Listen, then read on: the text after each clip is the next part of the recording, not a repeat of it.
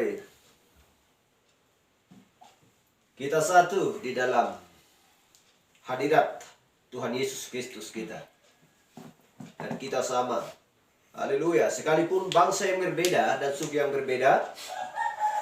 Haleluya. Tetapi kita sama di dalam Kristus Tuhan Yesus kita. Haleluya. Karena kita adalah satu tubuh. Kita diciptakan dari satu tubuh. Sekalipun suku berbeda, bangsa berbeda. Haleluya.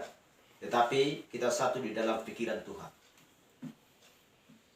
Itulah sebabnya ketika ketujuh guru memperdengarkan suaranya, maka semua mempelai wanita langsung respon. Haleluya. Langsung mengenal suara itu. Apakah suara itu? Suara itu adalah suara Yesus Kristus. Guru adalah suara Tuhan Yesus Kristus. Untuk didengarkan bagi mempelai wanitanya. Dia kecaman. Haleluya. Dan itulah yang membangunkan kita. Glory. Itulah yang membuat kita terus bangkit berdiri. Untuk melihat firman. Suara itu yang dibawakan oleh seorang nabi, dia kecaman. Haleluya. Tanpa ada guru untuk membangunkan kita, tak seorang pun yang bangun di kecaman ini. Hal yang sama juga di zaman dulu. Haleluya. Ketika Allah tidak memperdengarkan suaranya kepada seorang utusan, karena harus melalui seorang utusan untuk menyampaikan pesan kepada umatnya, maka tidak seorang pun yang bisa bangun. Haleluya. Kita lihat sebagaimana gadis bijaksana tersebut. Mereka langsung bangun. Haleluya. Mereka langsung menyongsong Tuhan Yesus Kristus. Kenapa? Karena roh yang menggerakkan di dalam jiwanya. Rohlah yang menggerakkan di dalam jiwa kita. Karena minyak adalah Roh Kudus. Jadi kita tahu bahwa mempelai wanita tidak pernah kehabisan minyak. Dan tidak pernah ditinggalkan oleh Roh Kudus. Haleluya. Itulah yang membuat kita semakin semangat dan bersukacita untuk menjalani hari-hari kita yang diberikan Tuhan kepada kita. Sekalipun banyak hal-hal yang lain untuk menguji dan mencobai kita yang berasal dari setan. Haleluya. Mempelai wanita tidak akan pernah kalah. Kenapa? Karena bagaimanapun juga firman tidak akan bisa dikalahkan oleh setan. Karena firman ada di dalam kita. Firman ada di dalam tabut tersebut. Haleluya. Di dalam palungan kita. Itulah yang selalu memancarkan sinar kemuliaan Yesus Kristus. Sinar yang keluar daripada jiwa kita yang mengalahkan kegelapan. Karena antara gelap dan terang itu tidak akan bisa di satu tempat. Itu harus berpisah. Itulah sebabnya Allah memisahkan antara terang dan gelap. Haleluya. Keluarlah daripadanya. Keluarlah dari Mesir, hai umatku. Haleluya. Sebab dosa-dosa orang Mesir sudah bertimbu-timbu sampai ke langit. Kenapa? Karena mereka adalah penyembah berhala. Mereka tidak mengakui bahwa Allah yang menciptakan langit dan bumi dan segala isinya. Haleluya. Tetapi kita lihat dia kecaman, sekalipun orang-orang mengakui bahwa Allah menciptakan langit dan bumi dan segala isinya, mereka tidak percaya kepada suara guru tersebut. Suara Allah tersebut. Suara Yesus Kristus yang membangunkan orang-orang percaya, dia kecaman. Itulah sebabnya engkau sudah kupilih sebelum dasar dunia ada. Amen. Untuk melakukan sebuah tugas, dia kecaman. Haleluya. Sebelum pintu ditutup. Sebelum Yesus Kristus memeteraikan. Haleluya. Memeteraikan pintu tersebut. Bagaimanapun mempelai wanita tidak akan bisa tertinggal. Kenapa? Karena nama-nama mereka sudah ada dalam kitab kehidupan anak domba sebelum dasar dunia ada. Haleluya. Jadi tidak boleh untuk menggedor-gedor pintu supaya pintu dibukakan. Haleluya. Karena ini adalah waktu senja. Haleluya, ada terang di waktu senja. Kita ingat Zakaria 14. Haleluya, jadilah kesempatan bagi mempelai wanita untuk melakukan tugas yang diberikan Tuhan kepada kita untuk kita lakukan sebelum Dia datang untuk membawa kita. Haleluya, kepada perjamuan kawin anak-anak domba Allah. Haleluya. Glory. Sebelum kita haleluya membuka Alkitab kita, mari kita tunduk kepala berdoa. Haleluya. Bapa kami yang terkasih dalam sorga, ini kami Tuhan, Engkau melihat bahwa kami sedang Tuhan menyembah Engkau di dalam roh dan kebenaran. Bapa yang baik, di mana 2-3 orang berkumpul di dalam nama-Mu, maka Engkau hadir di tengah-tengah mereka. Kami akan percaya Tuhan, bahwa Engkau menggenapkan janji-Mu, firman-Mu Tuhan. Di mana kami Tuhan berkumpul pada waktu yang indah ini, maka Roh Kudus-Mu akan mengajar dan memimpin kami, dan menjamah kami Tuhan setiap masing-masing. Haleluya, dan mengurapi setiap kepala dan telinga Tuhan. Amen. Untuk mendengarkan firman-Mu. Karena firman-Mu Tuhan yang membuat hidup kami Tuhan semakin teguh. Haleluya, dan semakin kuat. Dan semakin giat Tuhan untuk melakukan kehendak-Mu. Bapa di sorga, kami bersyukur Tuhan. Engkau memberikan kesehatan kepada kami. Kekuatan tubuh Tuhan. Haleluya. Sehingga kami Tuhan boleh layak Tuhan pada waktu yang indah ini Tuhan. Menyanyikan lagu pujian yang indah. Dan untuk membacakan firman-Mu. Dan merenungkan firman-Mu Tuhan. Haleluya. Berkati Tuhan yang membawa alunan musik. Berkati Tuhan juga yang membawa lagu pujian yang indah. Haleluya. Dan kami Tuhan, dan keluarga-keluarga kami Tuhan, dimanapun mereka pada waktu yang indah ini Tuhan, kami serahkan ke dalam tangan-Mu. Kami Tuhan merindukan setiap dari keluarga kami Tuhan, keluarga daging kami Tuhan. Haleluya. Supaya mereka mau Tuhan untuk memperdengarkan firman-Mu di akhir zaman ini. Supaya mereka ikut bersama-sama. Haleluya. Untuk melakukan tugas, melakukan pekerjaan di ladang-Mu Tuhan. Engkau nyatakan di akhir zaman ini Tuhan. Haleluya. Biarlah Tuhan mata mereka Engkau buka Bapa. Seperti Bartimeus Tuhan. Haleluya. Glory. Kiranya Engkau mencelupkan mata Tuhan. Supaya mereka melihat bahwa ini adalah akhir zaman. Ini adalah terang di waktu senja. Supaya mereka tidak telak Tuhan. Itulah kerinduan kami. Dan itulah doa kami. Supaya kami menjadi satu di dalam tubuh-Mu. Yaitu di dalam tubuh Yesus Kristus. Dan satu baptisan Tuhan. Dibaptis di dalam nama Tuhan Yesus Kristus. Haleluya. Terima kasih Bapa. Terima kasih Tuhan. Kami akan hendak mau membacakan sebagian dari firman-Mu. Biarlah Kau Tuhan, Roh Kudus-Mu dan akan mengajar kami. Terima kasih Bapa, kami berdoa di dalam nama Yesus Kristus. Haleluya. Amin. Silakan duduk.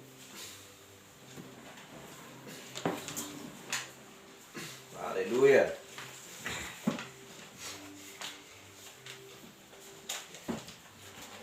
Kita lihat di Wahyu 1 ayat 1.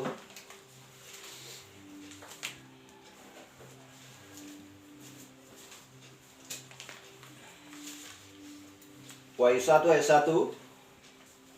Haleluya. Inilah wahyu Yesus Kristus yang dikaruniakan Allah kepadanya, supaya ditunjukkannya kepada hamba-hambanya apa yang harus segera terjadi. Dan oleh malaikatnya yang diutusnya, ia telah menyatakannya kepada hamba-hambanya Yohanes. Haleluya.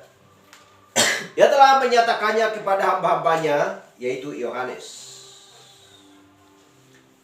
Nah, kita perhatikan di sini bahwa inilah wahyu Yesus Kristus yang dikaruniakan Allah kepadanya, karena Yesus adalah sebagai daging. Untuk menggenapkan Yohanes 1 ayat 1 bahwa Dia akan menjadi daging dan tinggal di antara kita. supaya ditunjukkannya kepada hamba-hambanya. Itulah maksud dan rencananya, sehingga dia menjadi daging di tengah-tengah umat, di tengah-tengah bangsa kita ini. Haleluya. Kepada hamba-hambanya, apa yang harus segera terjadi? Ini adalah sebuah peringatan. Apa yang akan segera terjadi, dan apa yang sudah berlalu, dan apa yang akan datang. Harus ditunjukkannya dengan komplit kepada hamba-hambanya. Haleluya. Setelah ketujuh zaman gereja diperlihatkan kepada Yohanes, dan dia diangkat, dan dia melihat peristiwa-peristiwa. Haleluya. Dia melihat peristiwa-peristiwa apa yang diperlihatkan oleh Kristus kepadanya. Supaya apa? Supaya diberitahukan kepada bangsa. Haleluya. Glory. Ia telah menyatakannya kepada hamba-hambanya Yohanes. Kepada hambanya Yohanes. Yohanes telah melihat semuanya itu ketika Kristus mau membawa dia untuk memperlihatkan apa yang telah dia rencanakan untuk diperlihatkan oleh Yohanes. Haleluya. Kita melihat bahwa Yesus menunjukkan kepada Yohanes ketujuh zaman gereja, ketujuh jemaat, dan juga ketujuh materai. Karena kita tahu bahwa Yohanes adalah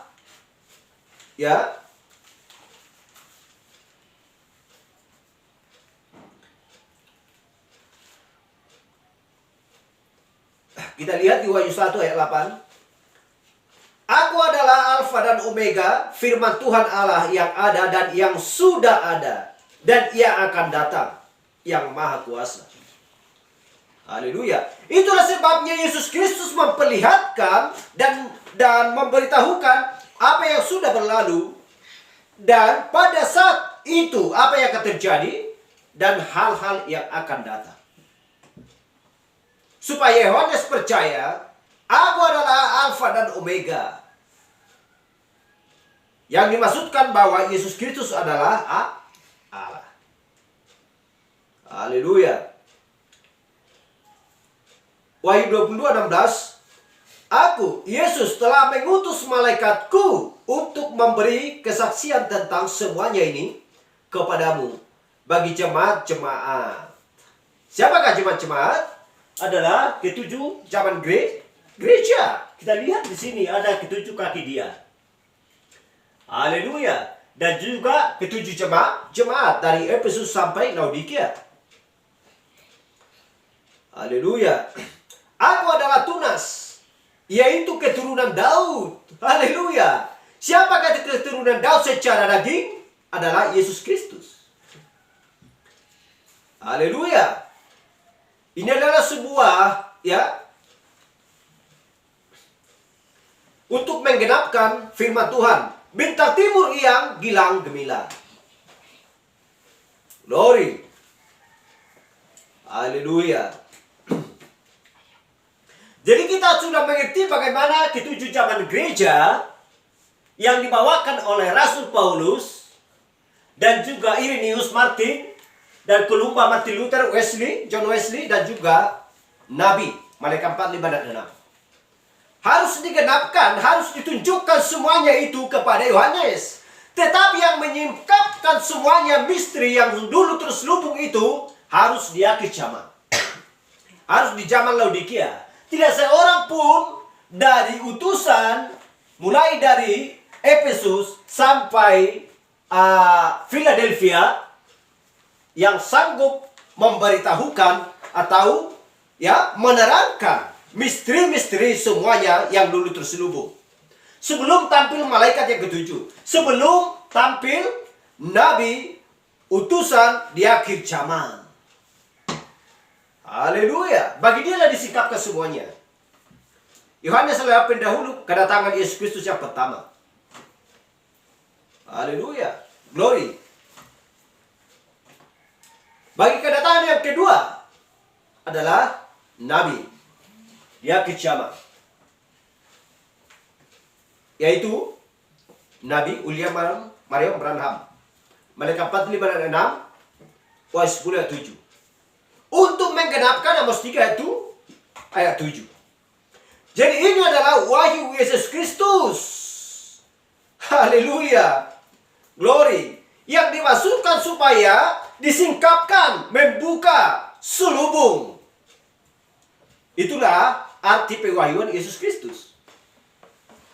Haleluya. Dan memperlihatkan, membeberkan, mengemukakan pewahyuan Yesus Kristus yang sudah ada, yang ada, dan yang akan datang. Semuanya harus komplit. Harus komplit diberitahukan semuanya supaya tidak ada yang tertinggal. Haleluya. Glory. Jadi siapakah yang mengetahui semuanya ini? Bagi siapakah diberitahukan ini? Bagi siapakah disingkapkan ini? Haleluya. Glory. Bagi zaman Laodikia, inilah kecaman. Bagi mempelai wanita. Haleluya. Siapakah Eliezer kita? Eliezer kita adalah Malaikat 45 dan 6. Dia adalah Eliezer kita. Yang membawa kita kepada suami kita. Kepala kita.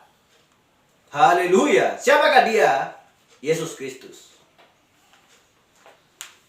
Haleluya. Glory. Kita lihat Wahyu 5 ayat 1. Maka aku melihat di tangan kanan dia yang duduk di atas takhta itu sebuah gulungan kitab yang ditulis sebelah dalam dan sebelah luarnya dan dimeteraikan dengan 7 meterai. Inilah yang dilihat oleh Yohanes. Haleluya. Glory. Ayat 2. Dan aku melihat seorang malaikat yang gagah, yang berseru dengan suara nyaring. Katanya, siapakah yang layak membuka gulungan kitab itu dan membuka materai-materainya? Haleluya. Ini adalah suatu pertanyaan. Haleluya. Suatu tawaran. Siapakah sebenarnya yang bisa sanggup membuka materai-materainya? Ayat 3, tetapi tidak ada seorang pun di surga atau di bumi atau yang di bawah bumi yang dapat membuka gulungan kitab itu atau yang dapat melihat sebelah dalamnya. Haleluya. Glory. Tetapi kita lihat di ayat 1, karena dikatakan duduk di atas takhta itu sebuah gulungan kitab yang ditulis sebelah dalam dan sebelah luarnya dan dimeteraikan dengan 7 meterai. Siapakah yang sanggup bisa membuka ke-7 meterai tersebut? Haleluya. Dan siapakah malaikat yang gagah ini yang berseru dengan suara nyaring? Siapakah yang layak membuka gulungan kitab itu dan membuka materai-materainya? Tetapi tidak ada pun satu orang di surga atau di bumi sebelum waktunya tiba. Ayat 5, maka menangislah aku dengan amat sedihnya, karena tidak ada seorang pun yang dianggap layak untuk membuka gulungan kitab itu ataupun melihat sebelah dalamnya. Haleluya. Apakah dia tidak menangis? Apa artinya untuk diperlihatkan kepada Yohanes kalau memang dia tidak bisa melihat isinya? Dia sudah penasaran. Haleluya. Glory. Apa artinya kita dibawa ke depan sebuah rumah kalau memang kita tidak bisa layak untuk membuka rumah dan mengetahui apa isi rumah tersebut?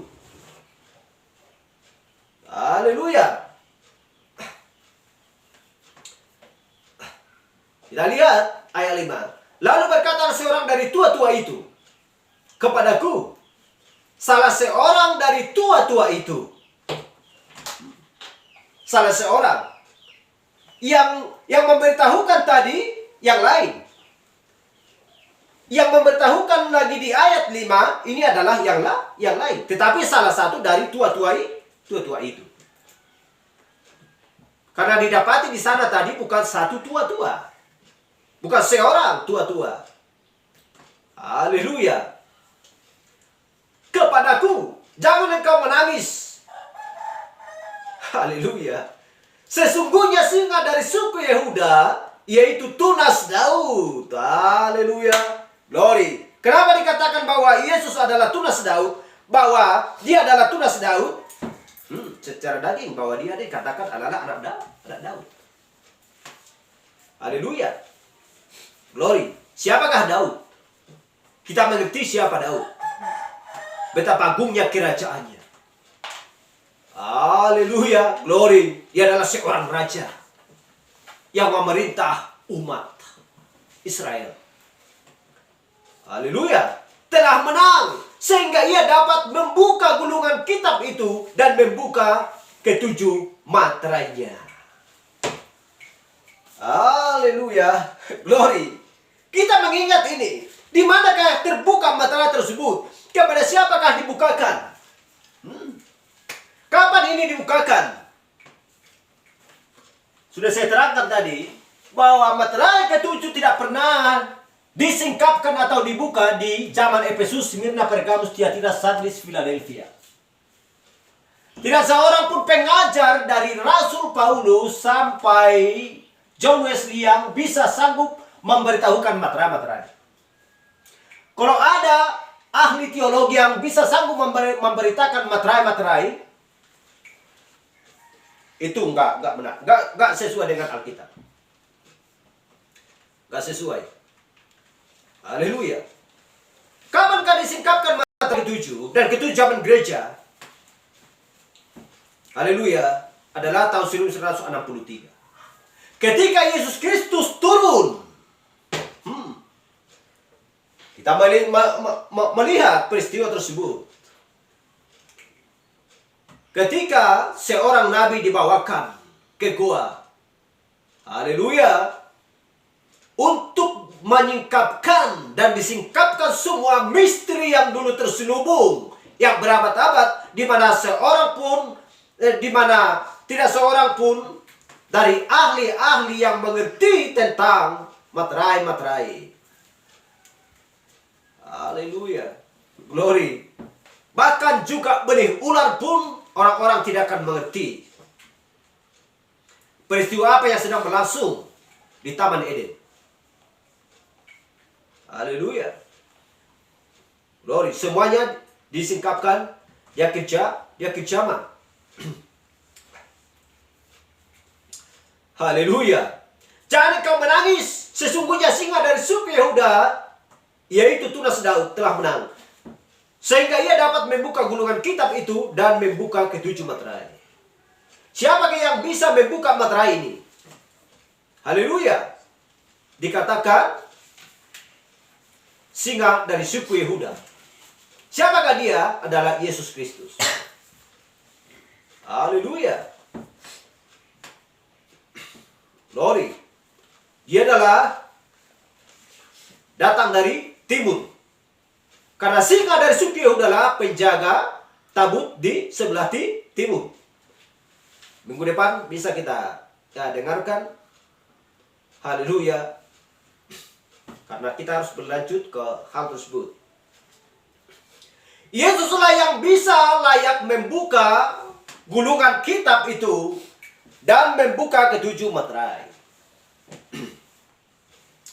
Haleluya.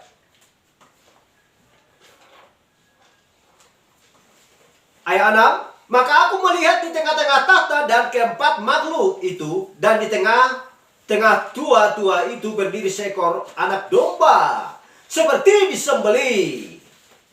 Haleluya. Seperti telah disembelih, bertanduk 7 dan bermata 7. Itulah ketujuh roh Allah yang diutus ke seluruh bumi.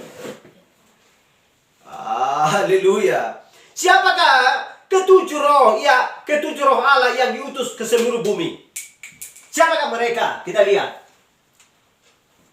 Ini dia. Luther, Wesley, Branham, Paulus, Irenaeus, Martin, dan Kolumba. Inilah ketujuh roh yang diutus ke seluruh bumi untuk membawakan pesan di setiap zamannya. Karena kita tahu bahwa di zaman Efesus tahun 53 sampai tahun 170, pesan yang dibawakan di mana Paulus memberitakan firman kepada Israel, tetapi karena Israel tidak mau mendengarkan suara atau Injil yang dibawakan oleh Rasul Paulus, sehingga kita mendapatkan pesan dari Paulus di Efesus. Kita yang mendapatkan kasih karunia. Haleluya. Glory. Ini di zaman Efesus.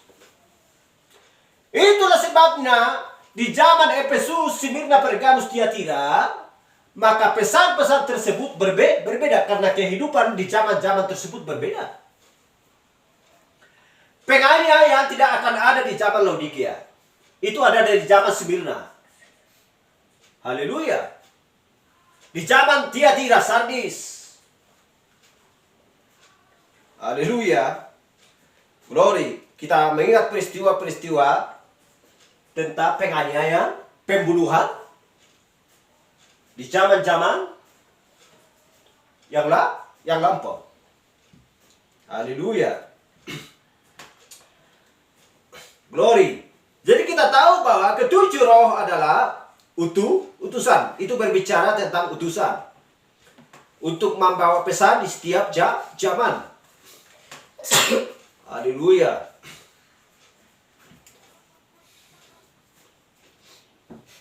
Bertanduk 7 dan bermata 7. Itulah ketujuh roh Allah yang diutus ke seluruh bumi. Ayat 7. Lalu datanglah anak domba itu dan menerima gulungan kitab itu dari tangan dia yang duduk di atas tahta itu. Haleluya. Siapakah dia yang berbulan darah? Adalah Yesus. Haleluya. Setelah dia menyelesaikan tugasnya, pekerjaannya di bumi ini, dia sudah menjalani penganiayaan, pencobaan, ejekan, dan disalibkan untuk supaya apa? Hanya satu tujuannya, hanya untuk menebus mempelai wanitanya, orang-orang percaya yang sedang ada di dunia ini. Haleluya. Hanya itulah tujuan Yesus, karena dia tidak mau kehilangan tubuhnya. Haleluya. Glory. Jangankan tubuh, satu jari aja pun hilang dari tangan kita, kita tidak akan mau. Kita akan mempertahankan tubuh kita. Kepala akan mempertahankan tubuhnya. Haleluya. Itulah sebabnya Yesus Kristus disembelih. Haleluya. Untuk mengambil miliknya kembali. Apakah miliknya? Yang telah hilang. Dan siapa yang menghilangkannya? Adalah Adam yang pertama. Di mana? Di Taman Eden. Haleluya. Glory. Kita mengingat peristiwa tersebut. Ketika Elimelek ada di Moab. Anak-anaknya hilang. Hanya tinggal istri dan menantunya. Haleluya. Dan siapakah yang layak untuk menebus Ruth dan juga Naomi? Hanya ada satu orang, itu adalah Boas. Haleluya. Karena Ruth adalah miliknya Boas. Dari Mahlon dan Cleon, anak Elimelek. Siapakah yang layak menebus kita? Siapakah yang layak membuka materai tersebut? Adalah Yesus Kristus yang telah disembelih. Haleluya, untuk menebus kita. Minggu depan saya akan terangkan mengenai tentang perjalanan Ruth. Haleluya. Glory.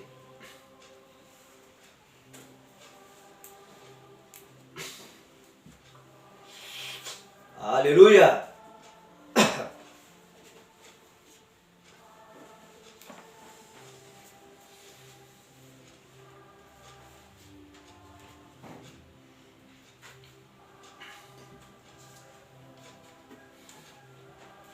Wahyu 10 ayat 1, Wahyu 1 ayat 10, kita lihat.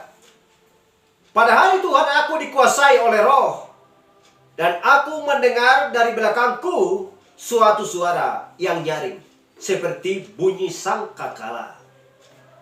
Kita lihat. Wahyu 3:16.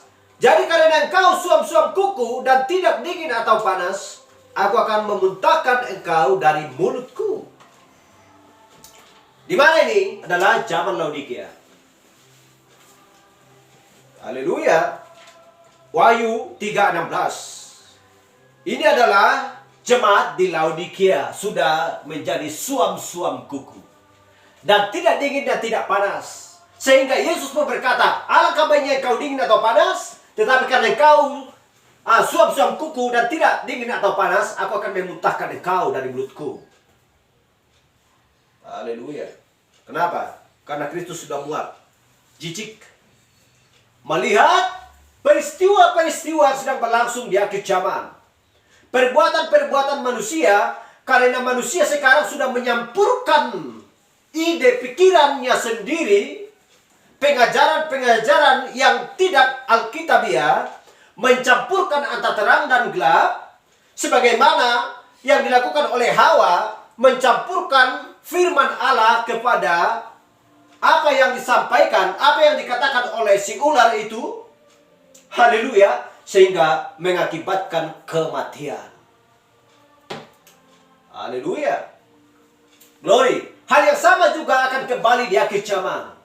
Orang-orang yang sedang mencampurkan antara gelap dan terang, supaya menyatu dengan berusaha dengan keintelektualannya, kecerdasannya, kepintarannya, supaya enak didengar orang, sehingga dicampurkan antara madu dengan racun untuk sehingga membuat manusia mati, mengakibatkan manusia mati.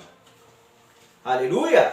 Itulah sebabnya apa yang disampaikan oleh ketujuh malaikat tadi, yaitu utusan di akhir zaman, yang dibawakan, yang disampaikan oleh Yesus Kristus untuk disampaikan kepada umatnya, kepada orang-orang percaya. Haleluya. Supaya orang percaya tidak satu pun mati, binasa. Haleluya. Supaya tidak dimuntahkan. Haleluya. Melainkan mendapatkan rahmat daripada Tuhan kita. Karena kita tidak suka untuk dihakimi. Haleluya. Itulah pikirannya Allah sebelum dasar dunia ada. Haleluya. Jadi kita melihat bahwa kita mengetahui bahwa sesudah itu Yohanes diangkat di dalam roh, naik ke surga. Dan dia melihat hal-hal yang sudah ada dan yang akan datang. Dan hal-hal yang sudah terjadi. Haleluya. Dan kita tahu bahwa gereja tidak muncul lagi sampai di Wahyu pasal 19. Haleluya. Kita singkat aja karena kita sudah sering membahas tentang masalah tujuan gereja. Yohanes 1 ayat 20. Ketika Petrus berpaling, ia melihat bahwa murid yang dikasihi Yesus sedang mengikuti mereka, yaitu murid yang pada waktu mereka sedang makan bersama, duduk dengan Yesus, dan yang berkata, Tuhan, siapakah dia yang akan menyerahkan engkau? Kita lihat Yohanes 21 ayat 21. Ketika Petrus melihat murid itu, ia berkata kepada Yesus, Tuhan, apakah yang akan terjadi dengan dia ini? Haleluya. Ayat 22, jawab Yesus, jikalau aku menghendaki supaya ia tinggal hidup sampai aku datang. Haleluya. Jikalau aku menghendaki supaya ia tinggal hidup sampai aku datang. Haleluya. Itu bukan urusanmu, tetapi engkau ikutlah aku. Haleluya. Ayat 23, Maka tersebarlah kabar di antara saudara-saudara itu bahwa murid itu tidak akan mati. Tetapi Yesus tidak mengatakan kepada Petrus bahwa murid itu tidak akan mati, melainkan jikalau aku menghendaki supaya ia tinggal hidup sampai aku datang. Haleluya, itu bukan urusanmu. Haleluya. Jadi kita lihat di mana Yohanes berada, karena Yohanes adalah pendahulu kedatangan Yesus Kristus yang pertama, dan juga adalah Malaikat 45 dan 6 pendahulu kedatangan Yesus Kristus nanti yang kedua, hal yang sama. Haleluya. Apa yang dilihat oleh Yohanes sehingga disingkapkan kepada Nabi di akhir zaman. Itu yang dimaksudkan. Haleluya. Glory. Sehingga Yesus berpaling dan berkata, apa urusanmu jika dia tinggal sampai aku datang? Haleluya. Sehingga disitulah sebuah doktrin muncul. Haleluya. Disitulah muncul sebuah doktrin bahwa Yohanes tidak akan mati sampai dia melihat. Haleluya. Yesus datang sampai kedatangan yang kedua. Haleluya. Sehingga kitab dikatakan disitulah muncul sebuah doktrin yang keluar dari hal itu. Haleluya. Jadi kita lihat juga Yesus tidak pernah mengatakannya seperti itu. Sehingga dia berkata, apa urusanmu jika dia tinggal sampai aku datang? Haleluya. Jadi kita tahu bahwa dia diangkat naik ke surga demi melihat dari waktu itu sampai kepada kedatangan Tuhan. Haleluya. Glory. Haleluya. Jadi seolah-olah dia sudah ada di sana dan melihat semuanya itu terjadi. Yohanes sendiri tidak hidup. Dia hidup sampai usia 90 atau sekian tahun. Dan kemudian dia mati secara alami. Haleluya.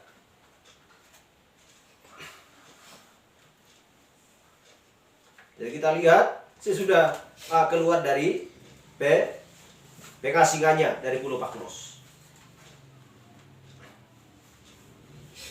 Haleluya. Jadi kemudian di pasal yang berikutnya itu dimulai dengan pembukaan materai. Haleluya. Pembukaan materai. Kepada siapa ditujukan? Sekalipun itu dibuka, diperlihatkan kepada Yohanes, supaya Yohanes tidak menangis. Amin. Supaya Yohanes tidak menangis, seorang dari tua-tua tersebut mengatakan, jangan menangis Yohanes, sebab singa dari suku Yehuda telah menang. Itulah Yesus Kristus, tunas Daud. Sehingga membuat Yohanes tidak menangis lagi. Tetapi itu tidak disingkapkan dan tidak diberitahukan semuanya itu kepada Yohanes. Haleluya. Karena Yohanes bukanlah pendahulu kedatangan Yesus yang kedua. Ada satu orang yang diutus di situ nanti. Siapakah dia? Dia kecaman. Malaikat 45 dan 6. Haleluya. Glory. Jadi tua-tua itu berbeda. Utusan itu pun juga berbeda. Haleluya. Glory.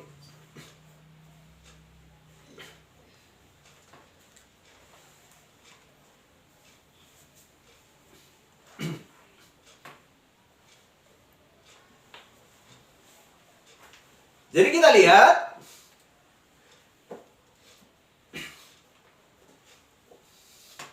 mereka diatur persis seperti Israel di dalam barisannya. Haleluya. Terdapat wajah dari makhluk hidup itu, dan kita melihat makhluk-makhluk itu bukanlah malaikat.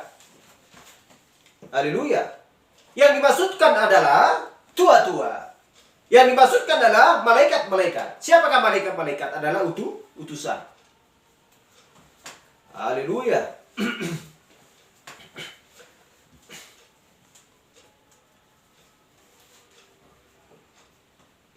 Sudah dikatakan tadi bahwa roh ketujuh bintang adalah roh. Haleluya. Jadi manusia hanya menyampaikan pesan. Rohlah yang berbicara kepada seorang nabi. Yang menyampaikan adalah seorang nabi. Yang menyampaikan adalah nabi. Haleluya. Yang menggerakkan lidah seorang nabi adalah roh. Haleluya. Kenapa dikatakan bahwa seorang nabi adalah malaikat?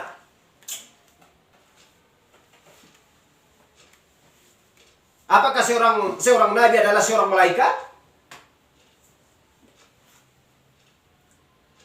Nabi adalah seorang nabi, rasul adalah seorang rasul. Haleluya. Dikatakan ketujuh roh. Apakah ada 7 roh? Tidak ada 7 roh. Hanya 1 roh, yaitu roh Yesus Kristus. Lantas kenapa dikatakan ketujuh roh? Karena roh di zaman Efesus adalah roh yang datang kepada Rasul Paulus.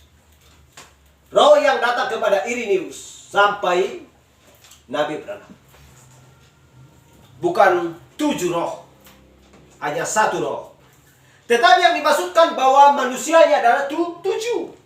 Jadi roh tersebut harus ada di dalam setiap individu, setiap utusan. Itu yang dimaksudkan. Karena harus ada terang, karena harus ada bintang di zaman Efesus. Karena harus ada bintang di zaman Smyrna. Jadi ketujuh bintang ini adalah ketujuh roh.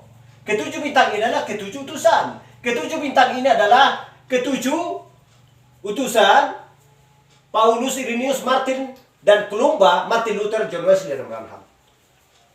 Mereka adalah bintang di setiap zaman. Haleluya. Jadi katakan bahwa makhluk-makhluk ini bukanlah malaikat-malaikat. Kita lihat, juga bukan manusia. Mereka adalah kerub-kerub. Dan kita lihat. Dan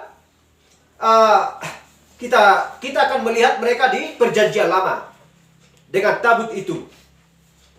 Kita menemukan mereka di Perjanjian Baru juga. Dan kemudian kita menemukan mereka lagi di kedatangan Tuhan. Kerub-kerub menjaga kursi pendamaian. Haleluya. Siapakah yang menjaga kursi pendamaian? Hanya ada 4. Matius, Markus, Lukas, Yohanes. Siapakah yang menjaga tabut di Perjanjian Lama? Hanya ada 4. Yaitu singa dari suku Yehuda, haleluya, dan muka manusia, dan juga muka lembu, dan juga Raja Wali. Haleluya. Dan siapakah penjaga tabut tersebut? Manusianya adalah Yehuda. Haleluya. Singa dari suku Yehuda. Yehuda. Haleluya. Saya sampaikan sedikit. Haleluya. Yang saya katakan tadi di Perjanjian Baru adalah Matius. Matius adalah singa dari suku Yehuda. Bilangan 2 ayat 1 sampai 32. Jadi yang berkemah di sebelah timur, karena dari timur terbitnya matahari. Haleluya. Sehingga dari sana terbitnya. Sehingga dari sana penjaga adalah Yehuda. Singa dari suku Yehuda. Haleluya. Yang berkemah di sebelah timur, dekat panci-pancinya, Yehuda ialah Isakar. Haleluya. Sorry. Dekat panci-pancinya Yehuda ialah laskar Yehuda ialah Isakar dan Zebulon. Haleluya. Di sebelah timur ada 3 suku. Yehuda, Laskar, dan Zebulon. Dan kepala dari 3 suku tersebut adalah satu, itu Yehuda. Haleluya. Jadi ada 3. Kalau 3 di sebelah timur, 3 di sebelah barat, 3 di sebelah utara, 3 di sebelah selatan, berarti 4. Sehingga 3 dikali 4 adalah 12 suku. Haleluya. Dan kita lihat di Markus, panci-panci Laskar Ruben ialah di sebelah selatan. Di sebelah selatan satu adalah Simeon. Haleluya. Kita lihat panci-panci Laskar Ruben adalah di sebelah selatan. Katakan, ini adalah muka lembu. Kita ingat. Haleluya. Dan ini adalah Markus, penjaga kisah para rasul, keempat Injil tersebut. Haleluya. Simeon dan Gad.